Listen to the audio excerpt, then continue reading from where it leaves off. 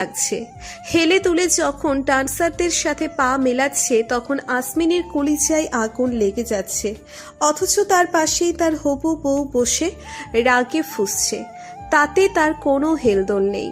তার কলিজা কয়লা করার জন্য স্টেজে হাজির হলো মেল সিঙ্গার তাসিন, যে আপাতত নূরের সাথে ডুয়েট করছে। দুজন যে খুব বেশি এনজয় করে গাইছে তা কেউ চোখ বন্ধ করে বলে দিতে পারবে। আসমিনের হবু বউ লারা এবার নিজের বেচারি মার্কা খোলস ছেড়ে বেরিয়ে এলো।